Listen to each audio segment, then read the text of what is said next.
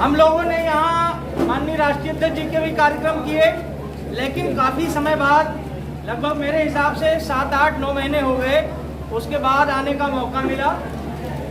थोड़ा बीच में व्यस्तता जरूर रही, कुछ आप लोगों ने बुलाया नहीं तो नहीं आ पाए। बार आप लोगों का उत्साह देखकर ऐसा लगता है कि हमें पहले ही आ जाना चाहिए था यहाँ।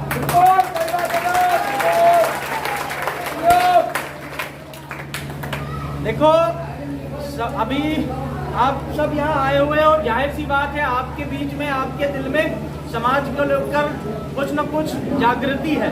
नहीं तो कोई स्कूल छोड़ के आया होगा, कोई अपनी नौकरी छोड़ के आया होगा, कोई काम धाम छोड़ के आया होगा। जब आप समाज की पीड़ा अपने दिल में रखते हैं तो मेरे हिसाब से 1 या 2 दिन अगर हफ्ते में आपको मिशन के लिए, बाबा साहब के लिए, इस समाज के लिए अगर समय देना पड़ जाए तो कोई बहुत बड़ी बात नहीं है। क्योंकि जो कुछ भी आज हम और आप पाए हैं वो सब हमारे महापुरुषों की ही देन है। तो जिन्होंने हमको इतना दिया, अगर हम थोड़ा सा उनको समय भी न दे पाए तो इसका मतलब है कि हम जो हमारे ऊपर कर्ज है हमारे महापुरुषों का, वो अदा नहीं कर पा रहे। इस मिशन को बढ़ाने के लिए इस देश में बहुत सारे संगठन चल रहे हैं, लेकिन दिक्कत यह है कि संगठन चलाना सिर्फ एक मकसद नहीं है। उस संगठन के जरिए हमारे लोगों को न्याय मिले, उनको अच्छी व्यवस्था मिले, ये सबसे बड़ा प्रथम उद्देश्य है। भीम आर्मी जब से बनी, भाई चंद्रशेखर आजाद जी जब से इस भीम आर्मी संगठन का निर्माण किए, तब से लेके और आज तक सिर्फ और सिर्फ प्रथम उद्देश्य ये नहीं कि हमको MP MLA बनना है। प्रथम उद्देश्य यही है कि अंतिम वक्त में बैठा हुआ वो व्यक्ति जो अच्छे से रोटी नहीं पा रहा, जो अच्छे से कपड़ा नहीं पा रहा है, उसको उसकी मूलभूत सुविधाएं दिलाना, ये हमारा मकसद है। इस मकसद को कोई भी व्यक्ति अकेला नहीं काम कर पाएगा। ये हमारे आजाद समाज पार्टी के जिला अध्यक्ष विनोद जी, भीम आर्मी के जिला संयोजक नीलेश जी, आप लोग सब लोग जानते होंगे, काफी और जितने भी पदाधिकारी यहाँ पर सब मौजूद हैं। आप सब इस बात के संदेश वाहक हैं।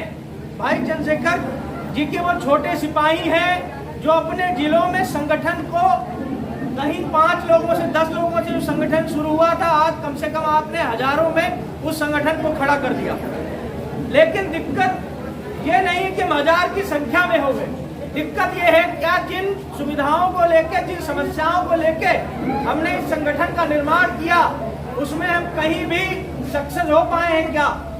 बात की जाए, हमने कहा आपसे हमारी मूलभूत सुविधा क्या है? रोटी 2 वक्त की नहीं, मूलभूत हमको आवश्यकता है शिक्षा की। ये जो बच्चे घूम रहे हैं, कहीं ऐसा ना हो कि हम और आप अगर आज बेरोजगार हैं तो उसमें कहीं ना कहीं सरकार का सबसे प्रथम जो है वो रोल रहता है। कहीं ऐसा ना हो कि भविष्य में हमारे आप जैसे हमारे बच्चे भी बेरोजगार रहें। लड़ाई उस बात की है, लड़ाई इस बात की है कि बाबू जगदेव प्रसाद जी ने कहा कि 100 में 90 शोषितों ने ललकारा है, धन धरती राजपाट में 90 भाग हमारा है। इसका मतलब कि जो ये है धन धरती और राजपाट, इसमें 90% हमारा, क्योंकि हमारी जो जनसंख्या है वो 85 से 90%। अभी बिहार में जाकर जनगणना हुई, आपने देखा कि हमारी संख्या जो है 85% निकल के आई। तो जिसकी संख्या 85% है, क्या उसका अधिकार 85% नहीं होना चाहिए? तो ये अधिकार क्या आपको, ये अधिकार आपको घर बैठे मिल जाएगा क्या? नहीं। इसके लिए रोड पे उतरना पड़ेगा या नहीं? तो क्या आप रोड पे उतरने से डर रहे हो? देखो जो डर गया वो मर गया। मैं हमेशा कहता हूँ कि जब आप कभी शमशान घाट जाना, किसी कब्रिस्तान जाना, तो देखना ऐसी भी लाशें मिलेंगी आपको जिन्होंने कभी भी लड़ाई भी नहीं लड़ी, फिर भी मर गए। अगर आप मरने से डर रहे हो तो याद रखना, मरना तुमको वैसे भी पड़ेगा। अब ये आपके हाथ में है कि आप लड़के मरना चाहते हो या कायर की मौत मरना चाहते हो। मुझे आपका नहीं पता, मुझे आपका नहीं पता, लेकिन मुझे अपना पता है कि मैं लड़के मरना चाहता हूँ। और मुझे आशा है कि अगर आज आप इस मीटिंग में आए हो तो कहीं ना कहीं आपके अंदर भी लड़ने का जज्बा होगा। और जिस दिन ये 85% रोड पे उतर आया, तुम जितनी भी मैं कहीं देश की बात नहीं करता, प्रदेश की बात नहीं करता, तुम्हारे हरदोई जिले में जितनी भी तानाशाही ताकतें हैं, जिन्होंने हमेशा आपको गुलाम बनाने का काम किया है, मेरा नाम याद रखना, जिस दिन आप सब एकजुट होकर रोड पे उतरे, वो ताकतों का जो सिंहासन है वो हिल जाएगा। बाबा साहब, मानव कांसीराम साहब, मानव कांसीराम साहब, बहुजन समाज जिंदाबाद, बहुजन समाज, कुलदीप भार्गव। कोई व्यक्ति, जैसे मैंने हरदोई में देखा, ऐसी ताकतें हैं जो राजनीति को अपनी बबदाई समझते हैं। उनको लगता है कि हम राजा रहे, हमारे लड़के राजा रहेंगे, आने वाले समय में हमारे पोते भी राजा रहेंगे। देखो, जब बाबा साहब ने इस देश में संविधान दिया तो उन्होंने पहली बात कही थी, कुछ लोगों ने कहा बाबा साहब आज बहुत आप मुस्कुरा रहे हो, तो बाबा साहब ने कहा कि मैं मुस्कुरा इसलिए रहा हूँ कि आज इस देश को ऐसी चीज दे दिया हूँ कि उस चीज से आने वाले समय में रानी के पेट से राजा नहीं पैदा होगा, अब वोट की बेटी से राजा पैदा होगा। बाबा साहब के इस कथन को सिर्फ कथन न समझो, उसके लिए आपको करना पड़ेगा। हमारे लोग, बाबा साहब ने वोट का तो अधिकार दे दिया, लेकिन हमारे लोग अभी भी उस वोट का सही इस्तेमाल नहीं कर पा रहे। अगर सही इस्तेमाल कर रहे होते तो आज जो आपके यहाँ तानाशाही ताकते हैं वो तानाशाही नहीं दिखा रहे होते। आपका 20 का बच्चा कोई जो है वो आज यहाँ का विधायक और सांसद बना बैठा होता। कुलदीप भार्गव, कुलदीप भार्गव, ये बात याद रखो, जो बड़े समाज में भरी रोड पे भरे लोगों के बीच में आपकी आवाज उठा सकता है, यानी कि जो ये लोग खड़े हुए हैं आपके जिले के, जो आपके बीच के हैं, भीम आर्मी आजाद समाज पार्टी के लोग, अगर ये इस मंच से अभी रोड पे आप निकलोगे, अगर रोड से आपकी बात, आपके हक अधिकार की बात कर सकते हैं, तो जिस दिन ये संसद में या विधानसभा में पहुंचेंगे उस दिन आपके लिए लड़ाई लड़ेंगे। आपका जिला और हमारा जिला यानी सीतापुर आसपास में ही है। जब हम नजर दौड़ाते हैं तो हमारे वहाँ भी समाज के लोग विधायक मंत्री हैं, आपके यहाँ भी हैं, लेकिन आप पे अगर विपदा आती है तो आपके लिए वो कहते हैं ना कि एक जूं तक नहीं रेंगता, उनके मुंह से आवाज तक नहीं निकलती। क्यों?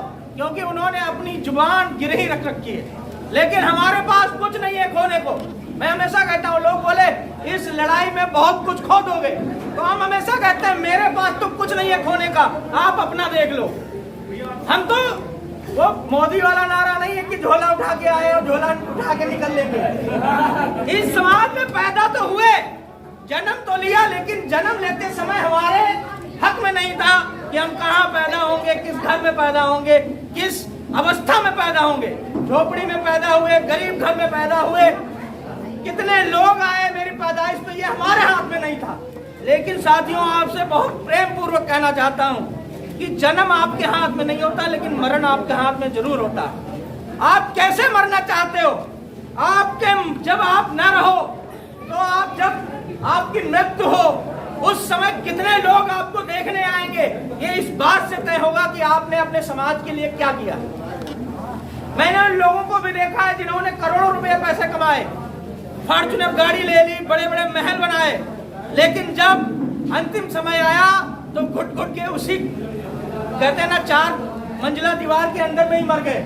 फॉर्च्यूनर बाहर खड़ी की खड़ी रह गई। लेकिन एक ऐसा व्यक्ति जिसने खाली कहते हैं ना कि बदन पे एक कपड़े पहनकर और समाज की सेवा की, जब वो नहीं रहता तो उस समाज के लोग उसको कंधा देने के लिए, जो कहते हैं ना, लोग इतने पड़ जाते हैं कि कंधे कम पड़ जाते हैं। आप देखो बाबा साहब को, आज भी इतिहास में रख के देखो, जब बाबा साहब नहीं रहे तो बाबा साहब की अंतिम यात्रा में जितने लोग आज तक शामिल हुए थे, किसी भी महापुरुष के अंतिम यात्रा में इतने लोग नहीं शामिल हुए।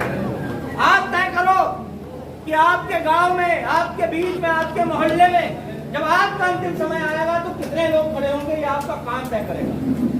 आज से मेरा आप सबसे वादा है, लग जाओ अपने काम पे। जरूरी है नहीं कि हमको अच्छी रोटी मिल रही तो इसका मतलब सब कुछ अच्छा चल रहा है।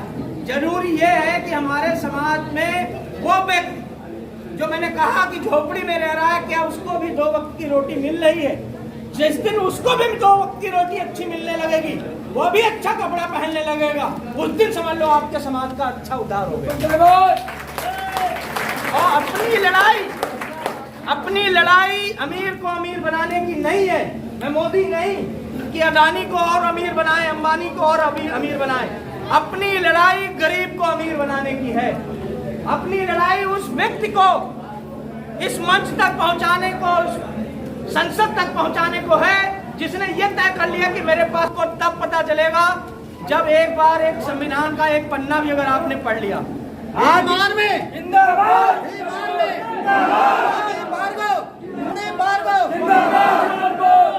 आज भाई चंद्रशेखर आजाद जी ने पूरे देश में संविधान यात्रा का आह्वान किया है। संविधान बचाने के लिए हर जिले में, हर प्रदेश में संविधान यात्राएं निकल रही हैं। उसी क्रम में आज हरदोई में भी एक बहुत ही कहते हैं जोर भरोसे के साथ में हम संविधान को बचाने के लिए संविधान यात्रा निकालेंगे।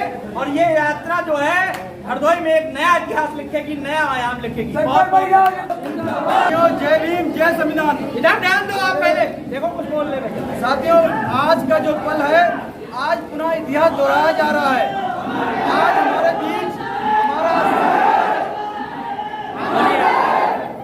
आज हमारे बीच पुनः एक नया इतिहास लिखने जा रहा है। और हमारे दुख दर्द को समझने वाला हमारा मसीहा, हमारे बीच हर पल खड़ा होने वाला हमारा भाई आज चंद्रशेखर आजाद, जो हमारे लिए लड़ाई लड़ रहा है और हमारे लिए अपनी जान जोखिम में डालकर जगह जगह घूम रहा है।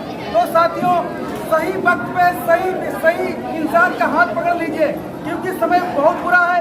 ये लड़ाई किसी जाति और धर्म की नहीं है, ये लड़ाई मजहब की नहीं है, ये लड़ाई हमारे पुरखों के बलिदान को बचाने की है, हमारे आने वाले बच्चों की किताबों के बचाने की है, हमारे आने वाले बहनों के कपड़े बचाने की है, हमारे मान सम्मान बचाने लड़ाई है। तो साथियों, ये बहुत ही नाजुक समय है। नाजुक समय में सही व्यक्ति का हाथ पकड़ लीजिए, और वो सही व्यक्ति कौन है? वो चंद्रशेखर भाई आजाद रावण है। तो साथियों, मैं अपनी बात को खत्म कर रहा हूँ। जय भीम, जय संविधान।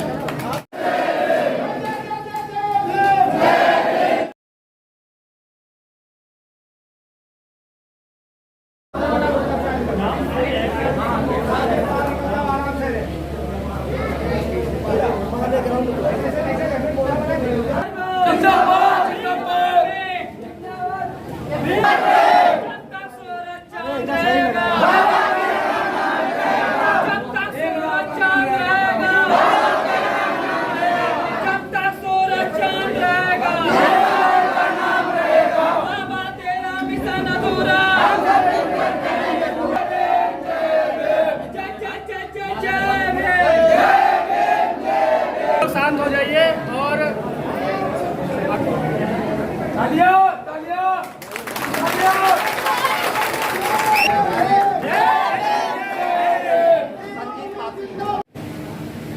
सिर्फ देश की व्यवस्था को बदलने के लिए,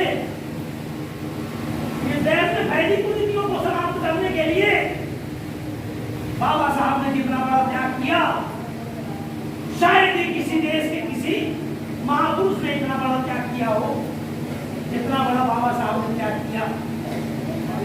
बाबा साहब हमारे दिलों में हैं, और इस देश की व्यवस्था को बदलेगा वही जिसके दिल में बाबा साहब,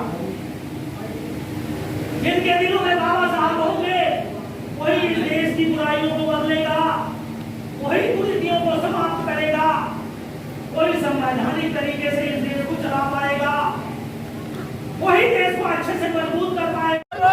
हम तुम्हारे साथ हैं, हम तुम्हारे साथ हैं, हम तुम्हारे साथ हैं, हम तुम्हारे साथ हैं।